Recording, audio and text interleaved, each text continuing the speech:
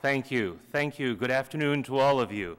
And thank you, Provost Larry Nielsen, for that really gracious introduction. Well, good afternoon, ladies and gentlemen, both of you here physically present and those of you across the ether. I'm really honored and privileged to be here today, and I'm pleased to be part of NCS University's Millennium Seminar Series. A special thanks to your Chancellor, James Oblinger, Provost Nielsen, and Mary Easley, NCSU's Executive in Residence and your state's First Lady, for extending the invitation and giving me the opportunity to share this time with you. I commend Mrs. Easley for her long-standing commitment to improving public health, particularly her efforts to promote childhood immunization and to reduce and prevent underage drinking, which contributes to the wellness and the safety of our children. She serves as co-chair for the Leadership to Keep Children Alcohol-Free, an organization of current and former first spouses that serves as a catalyst to create momentum for change. I'd also like to recognize another friend and former First Lady of Ohio who has worked extensively to reduce underage drinking, Mrs. Hope Taft. Mrs. Taft serves now as the Executive Director for the Leadership to Keep Children Alcohol-Free. Her leadership has been immensely valuable to those committed to stemming underage drinking. Thank you for being here with us today as well. This is a special privilege for me, a special privilege that you afford me, because I really truly enjoy addressing students and our youth. It gives me the privilege of literally reaching out and touching our future. So once again, thank you for the invitation. My broad responsibilities as Acting Surgeon General involve serving as our nation's chief health educator. My office provides accurate and emerging information on a myriad of topics related to the health and wellness of all Americans. If you're interested in learning more about the Office of the Surgeon General and our other activities, I hope that you will visit our website. It's really a tough one to remember. It's there, www.surgeongeneral.gov. There is a test afterwards. I'd like to mention a few of the top priorities in the Office of the Surgeon General. The first is prevention. What each of us can do in our own lives, in our own communities, to make ourselves and our families healthier.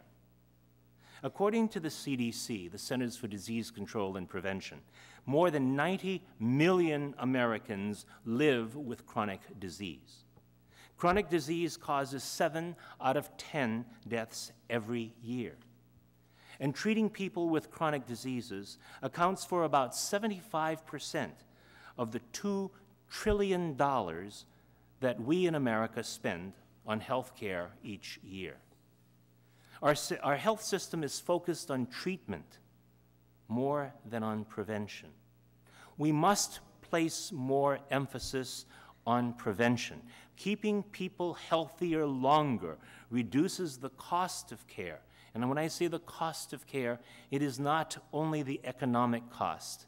It is the human cost, the cost of quality of life. And it can contribute to a longer life. There are 5 key steps that can prevent most chronic diseases: tobacco control, good nutrition, physical activity, maintenance of a healthy weight, and regular health screenings. We need more Americans to embrace these steps to a healthier life. And you will note that every one of those 5 key steps is a decision that each of us makes every single day for ourselves. It's in our control. Another priority of my office is public health preparedness. This includes readiness and capability of rapid response to all hazards, both human-made as well as natural, including hurricanes, earthquakes, and pandemics. The third priority that we're especially focused on is eliminating health disparities. While overall our nation's health has improved, not all populations have benefited equally. Many Americans who are members of racial and ethnic minority groups experience disparities in health outcomes and health care. It's imperative that things change, and the Department of Health and Human Services is committed to eliminating health disparities. Health literacy, the ability of an individual to access, to understand, and to use information and services to make appropriate health decisions, is another overarching priority of the Office of the Surgeon General. Nearly 9 out of 10 American adults lack the skills needed to take care of their own health or know how to prevent disease. We know that low health literacy impacts health. People with low health literacy are less likely to know how to navigate the healthcare system, how to understand basic health information, or how to get preventive health services.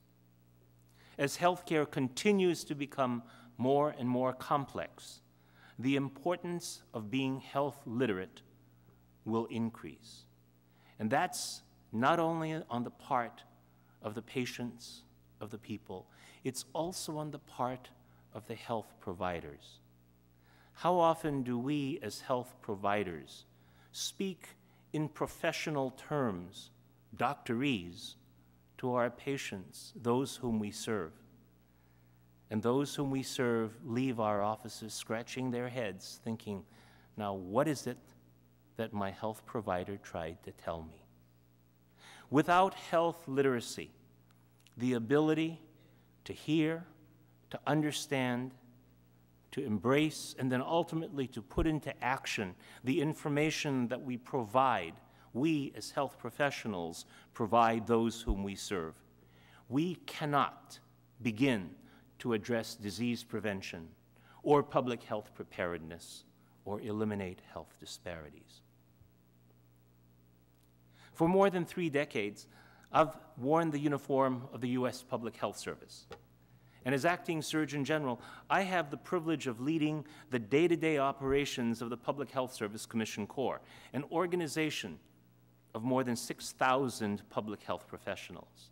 We are dedicated to promoting, protecting, and advancing the health, the safety, and the quality of life in our nation.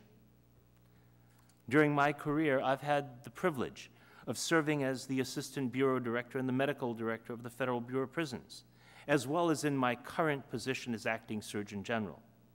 The Commission Corps of the U.S. Public Health Service offers a unique way to serve while providing diverse career opportunities. And this is an unabashed recruitment statement, because if any of you are interested in public health or in the related medical fields, I encourage you to learn more about public service and about the Commission Corps. The Medical Reserve Corps is a division of the Freedom Corps housed in the Office of the Surgeon General. It's a national system of community-based teams of medical and public health volunteers. Medical Reserve Corps units are a way to organize health professionals and other volunteers as well who want to donate their time and their expertise to prepare for and to respond to emergencies and to promote healthy living throughout the year. In many ways, the Medical Reserve Corps units, the civilian volunteer Medical Reserve Corps units across the country, strengthen the public health infrastructure and improve emergency preparedness. They are locally driven, they are locally recruited to serve locally. And I encourage you to look into this program, to give back to your community. So why am I here today? As you may know, the main reason I'm here in North Carolina is to discuss underage drinking. In March, I released a call to action to prevent and reduce underage drinking. Ms. Easley joined me in Washington, D.C. for the release as co-chair of the leadership to keep children alcohol-free. During her visit, she asked that I come to North Carolina to see firsthand how your state is working toward the goals outlined in this call to action. From the beginning, it's important to understand that our efforts to reduce underage drinking are to ensure that our children, that our youth, that our young adults, that our future have the greatest opportunity to succeed. Our goal as parents, as educators, as caring adults, is to provide our children, our youth, with tools to make positive and healthy choices. Making healthy choices, such as delaying drinking, will assist in obtaining success. Since many of you in the audience are college students, I'm sure you know some of the following. Alcohol is the most widely used and abused substance among our nation's youth. A higher percentage of young people between the ages of 12 and 20 use alcohol than tobacco or illicit drugs combined. The 2005 National Survey on Drug Use and Health estimates that there are almost 11 million underage drinkers in the United States. Nearly 7.2 million are considered binge drinkers, meaning that they drank more than 5 drinks on one occasion. In people under the age of 21, alcohol is the leading contributor to death from injuries, the main cause of death in that age group. So what's the science? The science shows that alcohol use during adolescence is pervasive and that it ramps up dramatically between the ages of 12 and 21. Research shows that the brain continues to develop well beyond childhood and through adolescence. When I went to medical school nearly 4 decades ago, the science then said our brains stop developing at the age 2.5. Now we know that our brains continue to develop well into our 20s. This research raises concerns that underage drinking may affect short-term and long-term cognitive functioning and may even change the brain in ways that lead to future alcohol dependence. Research also shows that young people who start drinking before age 15 are 5 times more likely to have alcohol-related problems later in life. The research provides more reasons than ever for us to be concerned about the effects of underage drinking on our nation's children.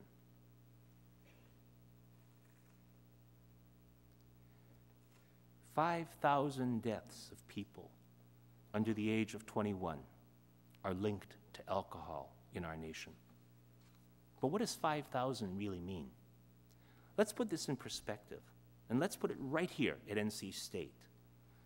The size of the incoming freshman class here is 3,700. So you have to add another 1,300 students to make up the number 5,000.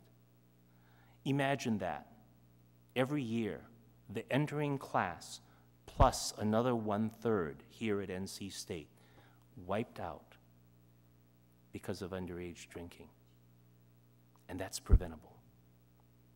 Alcohol also plays a significant role in risky sexual behavior, including unwanted, unintended, and unprotected sexual activity. It increases the risk of physical and sexual assault.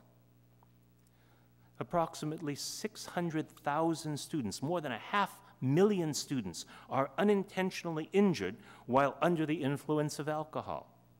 An estimated 700,000 students are assaulted by other students who have been drinking. Nearly 750,000. About 100,000 students are victims of alcohol-related sexual assault or date rape. Let's look at underage drinking right here in North Carolina. In 2005, North Carolina students in grades 9 through 12, 69% had at least one drink of alcohol on one or more days during their lives. 21% had their first drink of alcohol other than a few sips before the age of 13. 42% had at least one drink of alcohol on one or more occasions in the past 30 days. 23% had 5 or more drinks of alcohol in a row. That's binge drinking in the past 30 days. 5% had at least one drink of alcohol on school property on one or more of the past 30 days. Underage drinking cost the citizens of North Carolina $1.2 billion in 2005. That means that it cost North Carolina about $1,500 per year for each youth in your state. An expenditure that goes nowhere. Findings like these are one reason why the Office of the Surgeon General released this call to action. The data are compelling. They are evidence-based. They are science-driven. Underage drinking is not a harmless rite of passage. The reality is that our young people are being harmed by underage drinking. The call to action articulates the federal commitment to the underage drinking issue, but also outlines the need for action on the state and on the community level. The goals of this call to action are: 1, to foster changes in American society that contribute to healthy adolescent development and that help prevent and reduce underage drinking.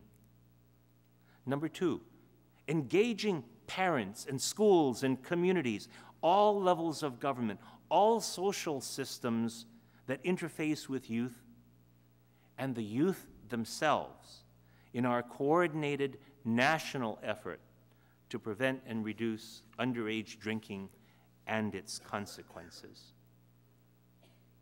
The 3rd goal, promoting an understanding of underage alcohol consumption in the context of human development and maturation that takes into account individual adolescent characteristics, as well as the environmental, the ethnic, the cultural, and the gender differences. The 4th is conducting additional research on adolescent alcohol use and its relationship to development. 5, working to improve public health surveillance on underage drinking and its risk factors. How do we know how well we are doing if we're not measuring what we are doing? 6, ensuring that policies at all levels are consistent with this national goal of preventing and reducing underage alcohol consumption.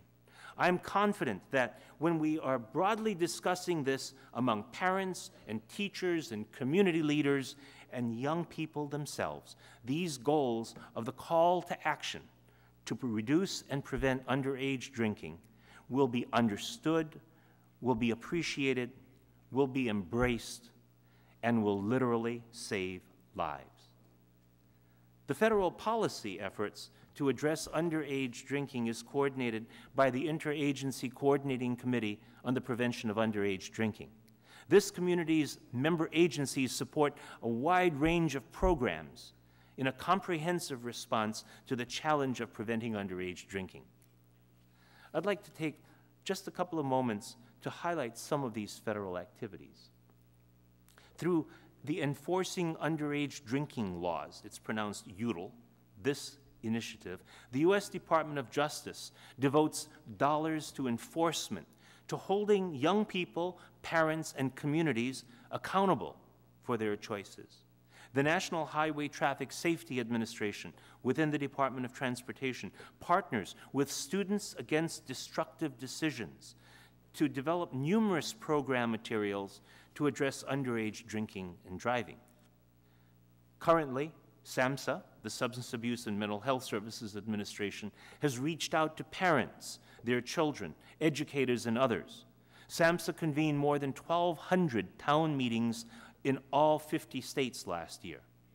Together with the Ad Council, SAMHSA has developed an underage drinking prevention campaign directed at parents of 9 to 15-year-olds, that very vulnerable period when our youth begin to drink. Products now include 4 television PSAs, as well as PSAs for radio, print, and the internet. And I'll tell you, if you have not seen the television PSAs, please seek them out and watch them. They are heart-wrenching. Just as a matter of serendipity, when I came into town last night, I turned on the television set, and there was one of those PSAs. And let me tell you, every time I see it, it never, never fails to strike a chord. Reach Out Now. It's a unique school-based underage drinking prevention initiative. It's designed specifically for use by 5th and 6th grade students, their families, and their teachers. That's another SAMHSA project. The National Institute on Alcohol Abuse and Alcoholism is a component of the National Institutes of Health. It has been and remains an invaluable partner in furthering the call to action goals. The agency is a co-founder of the Leadership to Keep Children Alcohol-Free organization. It's accurate to say that the federal effort to prevent youthful drinking would not be where it is without NIAAA's involvement and guidance. Underage drinking is multidimensional. To effect change, we must approach underage drinking from many different levels. And that's the reason why, to facilitate this change, not only did we issue the call to action, but we issued guides to action for families, for communities, and educators. These are plain language guides to help people understand what the call to action says and what it means to them. They empower families and communities and educators with the knowledge and the tools useful in delivering this underage drinking message in a way that it is easy to hear, to understand, to embrace, and then to put into action. Rather than working separately, we need to connect the dots from all sectors of society, federal, state, and local levels, from parents and families, and schools, and law enforcement, and education, across the board. We need to create linkages among public health, law enforcement, public safety, public education, parental involvement, and always the young people themselves. By tackling an issue, a public health issue, a law enforcement issue, a mental health issue, from a group perspective rather than on an individual perspective, we can have a greater impact. To the parents, to the educators, and to the other adults here today, underage drinking is not about spring break. It's not about parties. Consider this. In 2005, 21.3% of North Carolina students reported having their first drink of alcohol before age 13. This included an estimated 25% of male students surveyed and nearly 17% of female students surveyed. This is unfortunate. More importantly, it is unacceptable. And this needs to stop. Underage drinking is everybody's problem, and its solution is everybody's responsibility. A perception exists that young people, adolescents, will, as a matter of routine, drink alcohol no matter what. Not so. When the American people rejected the use of tobacco and illicit drugs as a culturally accepted behavior, the use of those substances declined, and the culture of acceptance shifted to disapproval. The same change process is possible with underage drinking. Parents' opinion is actually one of the key reasons young people choose not to drink. Parents must talk to their children early and often. Parents must talk with their children early and often. Students, perhaps, should talk to your own younger brother or sister about alcohol. Parents need to get and remain involved with their kids' decision-making.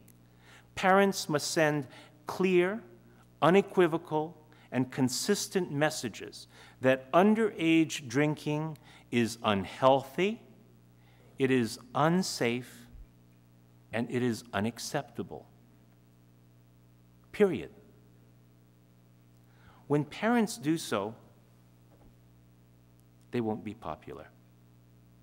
However, they will be responsible. This is truly tough love. It's never too early to talk to kids and with kids about alcohol, to give them accurate information about drinking, to answer questions, even those they don't know to ask. So much of a message to the adults and the parents, to the young adults, to the students who are here today. I cannot tell you how much I appreciate your being here today. I know that during this presentation, even though I can't see you very clearly because of the lights, several of you may have had the urge to roll your eyes or to moan about hearing this underage drinking speech one more time. The Office of the Surgeon General and our public health partners are not motivated by self-righteousness. I'm not here to make decisions for you. I'm not here to preach or to tell you what to do. My role as the nation's chief health educator, the nation's chief health communicator, is to report to you the science and to explain why underage drinking is risky, to communicate to you and with you in a health-literate way that you can hear my message, understand my message, embrace my message, and then put my message into action. Those of us working to prevent underage drinking don't desire to take the fun out of tailgating at NC State or at any other campus. But you can tailgate without alcohol. We're motivated to help you attain all the successes possible. We're following the evidence to where it leads, and it points at the dangers of drinking for young people. Alcohol's worst consequences are not inevitable, but they are real and they can be indelible. They're contrary to what you, as college students with immense promise, want. They're not what brought you here. Think of the spike in violent crime, in suicides, in injury, in traffic fatalities directly attributable to underage alcohol use. Think of the increased numbers of young people taken into custody and incarcerated. Think about the costs of addiction treatment. Think about the families and the lives disrupted, the futures of young people lost. Think about it. Get motivated. And then do something about it. Thank you for your attention to this very important matter.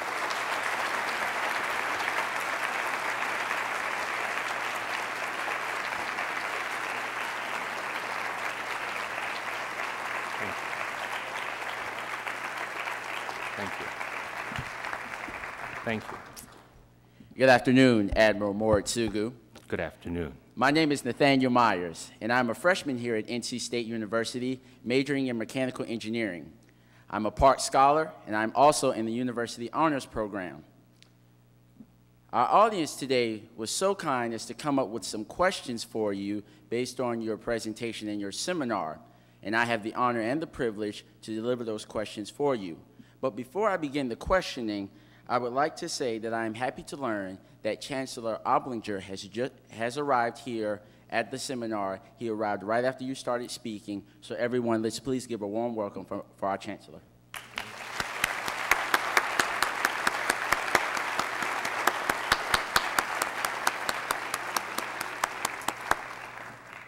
Admiral, why does America discourage underage kids to drink, but European countries such as Germany encourage it?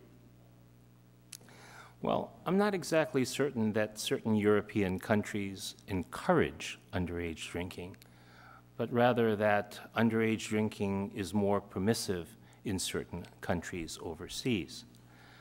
But when we look at the data and the science, which is reported in the call to action, I think that the expectation is by lowering the drinking age, we'll be able to reduce underage drinking by definition and reduce binge drinking.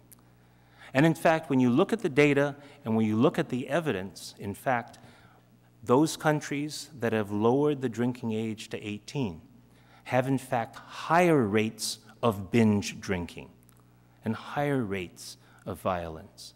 So I think that once again, it's important to hear a message, but to check that message out and follow the science and follow the evidence.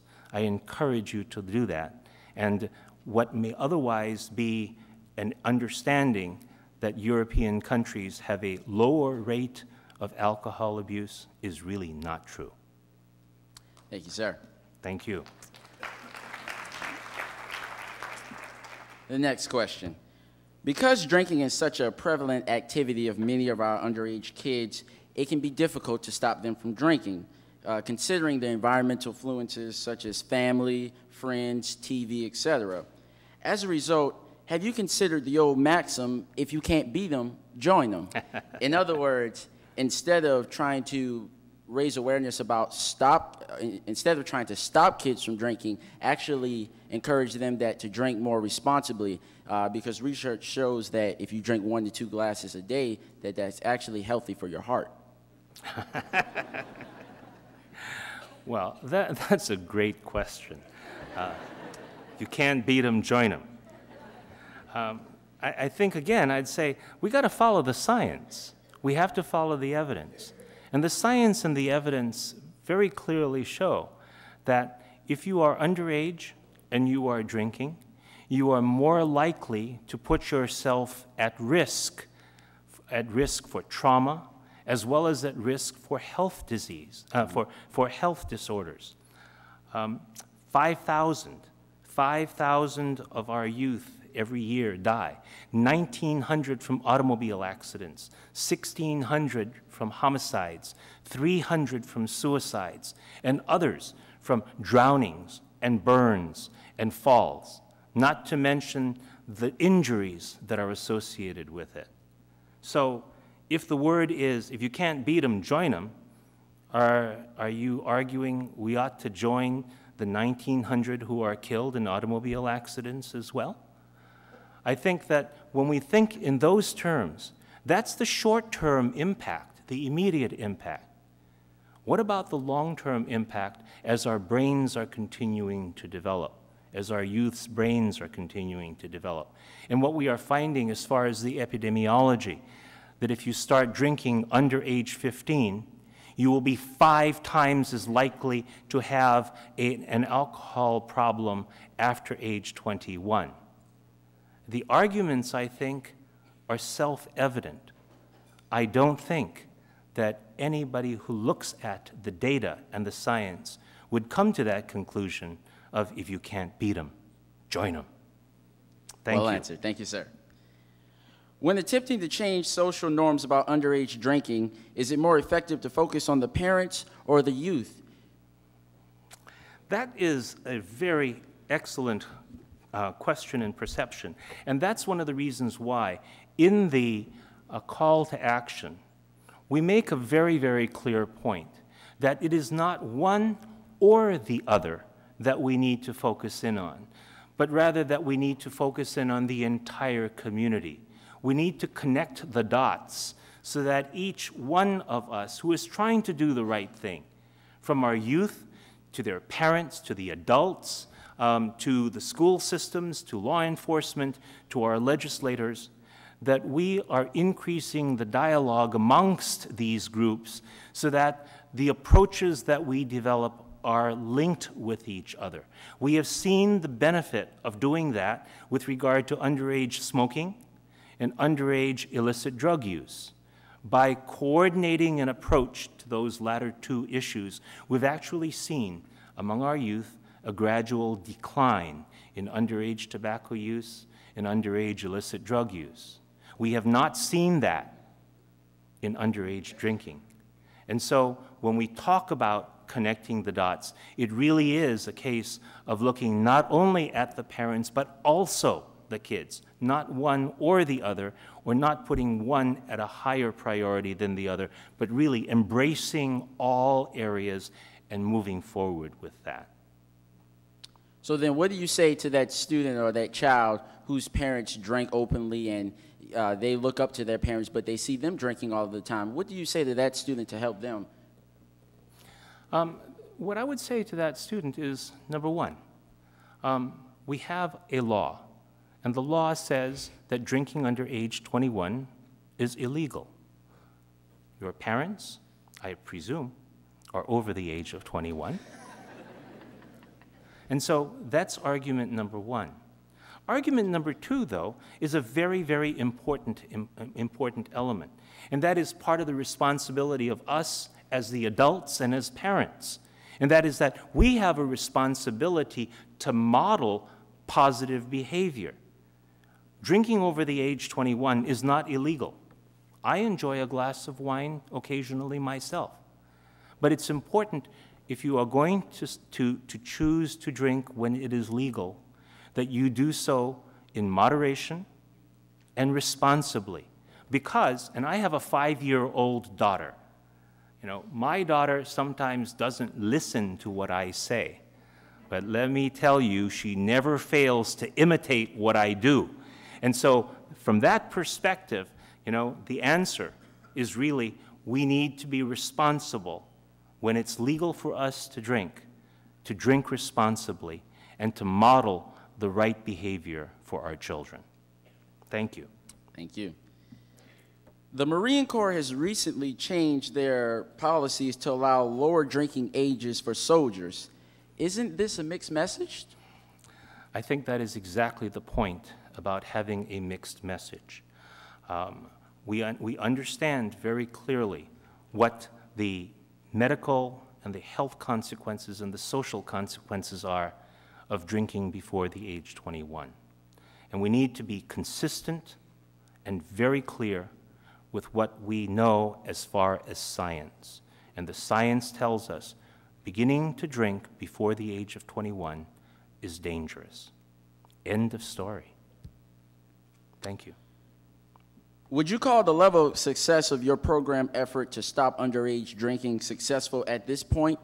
In other words, are there other marketing strategies for that matter, that you have considered in order to reach the youth, such as MySpace, Facebook, music artists, TV, playwrights? Well, you know, one of the fallacies of a Surgeon General's report or a Surgeon General's document is that when we publish a report, we're done. We've achieved our goal. When in fact, I am very careful to discuss this with our staff, that the release of a document isn't the end point, it's the beginning. And so, in partnership with other groups across the nation, we would hope that we can take this as the springboard to begin more activity at the local and the community level. At the federal level, what we can do is we can point to a compass point as a goal.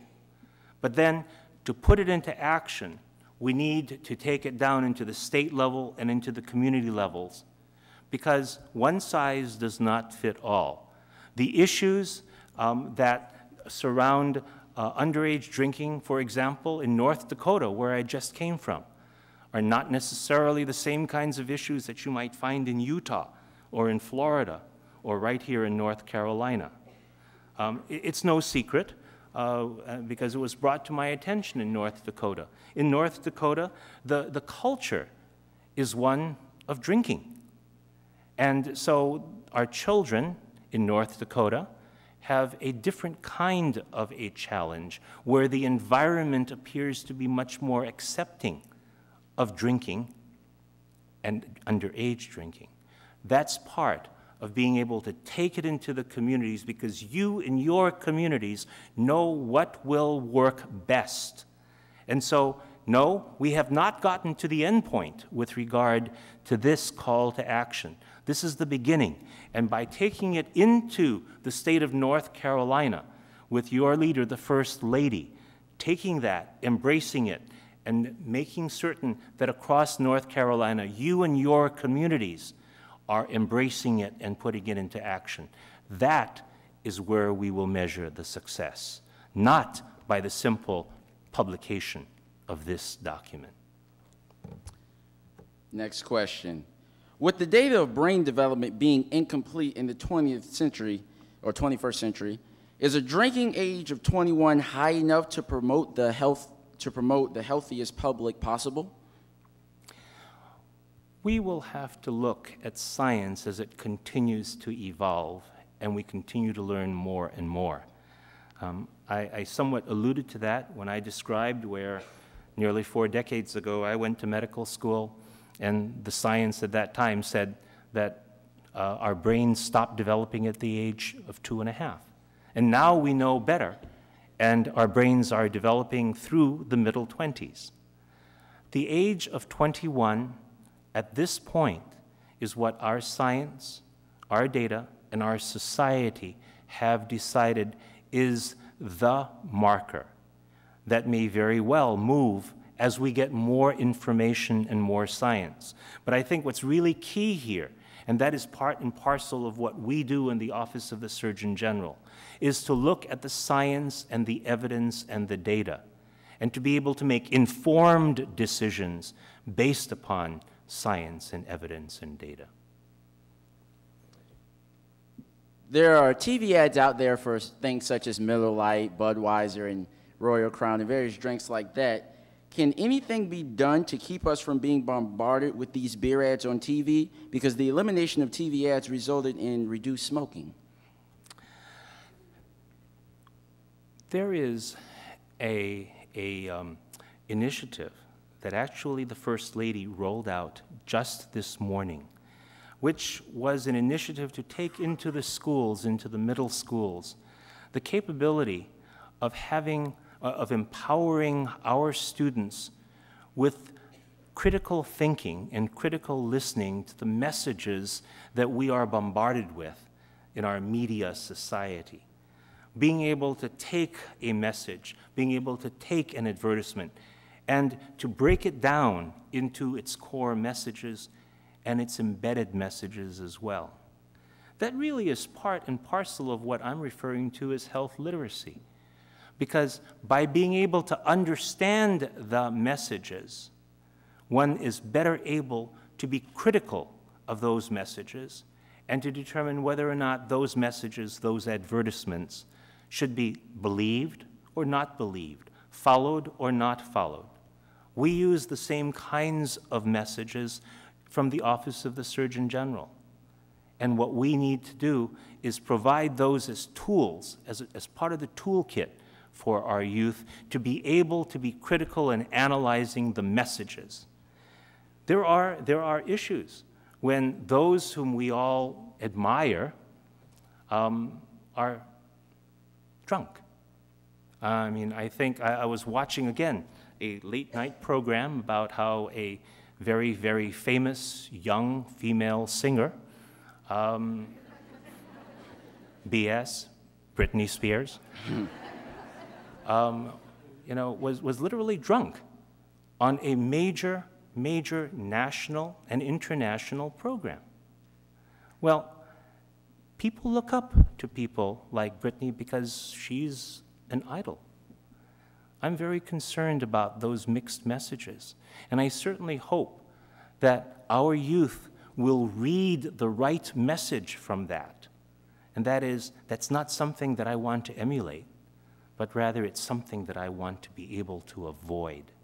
And by doing so, that performance will lead to more of our youth saying, I don't want to be drunk. I don't want to engage in underage drinking. Research shows that students who drink the least attend two-year institutions, religious schools, commuter schools, and historically black colleges and universities. And students that drink the most are males, usually a part of frats and fraternities, are athletes, and first-year students at colleges. Have you observed or do you know of any reasons for the differences? And if so, what can we as a community do to reach out to those groups where drinking actually is prevalent? One of the issues that I alluded to was the issue of where our cultural norms have been moving. And that today our cultural norms appear to have shifted, where now we say, Johnny's drunk. Oh, don't worry about it. He'll outgrow it. Jane came home drunk. Oh, it's just a rite of passage. We'll close our eyes to that. That is a definite mixed message to our youth, and it's a cultural norm that we've got to address. That's one of the goals of this call to action, which is to say that underage drinking, if it's tolerated, becomes permissive, and we will not be able to prevent and reduce it. By moving that cultural norm to underage drinking is dangerous to your health, it's dangerous to the community, and it's unacceptable, and those messages are clear and unequivocal. In the context of, and we as a community want to be sure that you as a young adult have as great an opportunity for success as possible. That is where we need to go. To the extent that some colleges and universities are more tolerant of this kind of behavior, we will see more underage drinking. To the extent that the cultural norm in other colleges is indexed to being not acceptable, we will see an improvement in preventing and reducing underage drinking. That's an excellent question and very relevant to this audience here today. Thank you, sir. Now, I hope these questions haven't been too tough, but we're winding down here. This is the last one. Can you tell us more about the negative effects of alcohol on the brain and on learning? Well, the negative effects of alcohol on the brain, as the brain continues to develop, have to do with behavior. As the brain continues to grow and mature, we have a greater number of brain cells that are produced than are really needed. And as we are growing up, those patterns of signals will retain certain brain cells, and other brain cells will die off naturally. By exposing the brain early to alcohol, there will be certain pathways that will be retained that we believe will lead to long-term alcohol problems and alcohol dependence. There will be long-term effects on behavior patterns.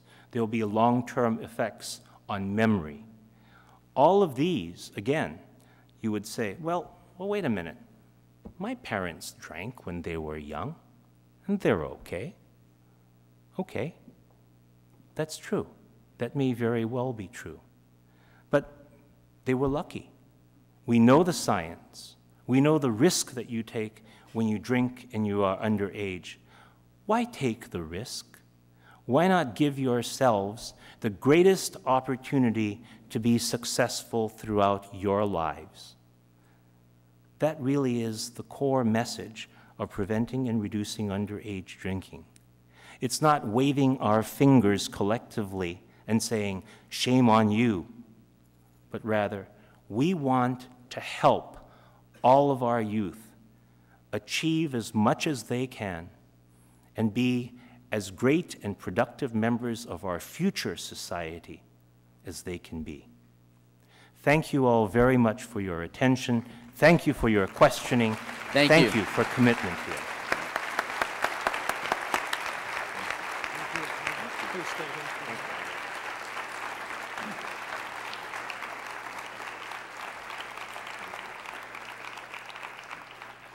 Admiral Moritsugu, thank you so much for that presentation, but thank you even more for the work that you do on behalf of trying to make all of us as healthy as we can be.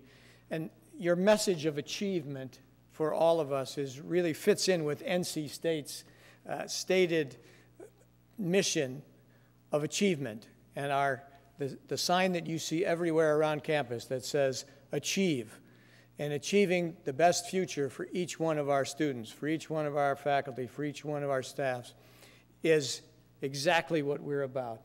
Your message is right on key with us trying to achieve our mission. And so, once more, and let me say this too, normally at this point, we would bring a small present out and, to honor you, but the ethics laws in the United States government prevent the Surgeon General from accepting such a gift. So thank you very much for doing that.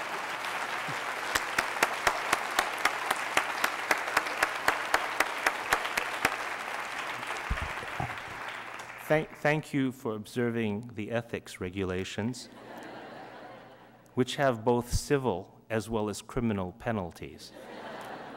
And I don't particularly relish visiting my old haunts in the Federal Bureau of Prisons, but this time without a key. Truly, the greatest gift that you have given me today is your attention to this matter, this important issue. The greatest gift that you have given me today is your response and your thank you.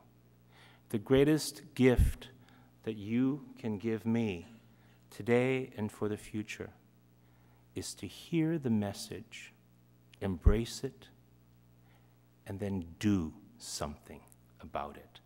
Thank you all. Ladies and gentlemen, the Surgeon General of the United States.